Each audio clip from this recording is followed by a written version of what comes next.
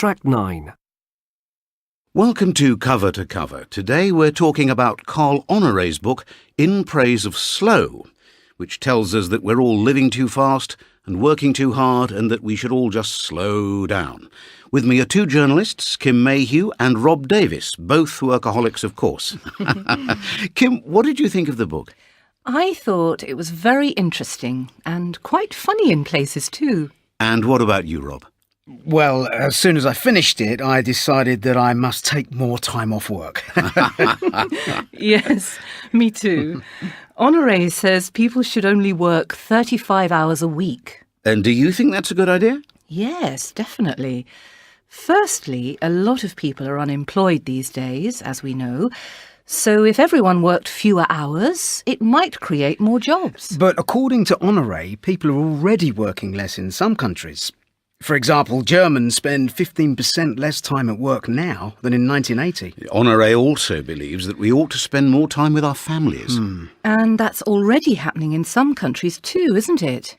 It says in the book that some French employees are allowed to begin their weekend at 3 p.m. on Thursday. Yes, and Honoré also says people can get their best ideas when they're doing nothing.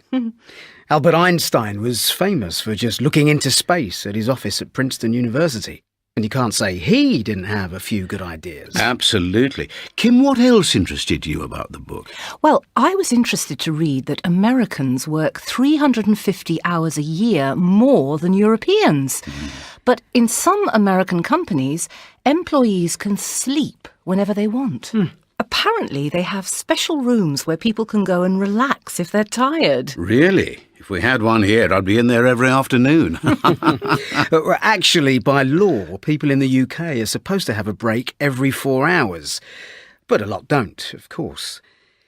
I was also surprised to read that 20% of British people work more than 60 hours a week.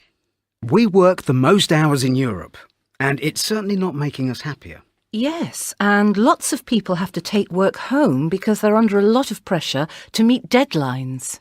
Apparently 60% of British people who were interviewed said they didn't take all their paid holiday. No, that's just crazy. And these days, of course, we're able to continue working when we're travelling. You know, on the train or on a plane or whatever. Yes, the Japanese even have a word for it. Karoshi, which means death from working too hard. On that happy note, we'll leave it there.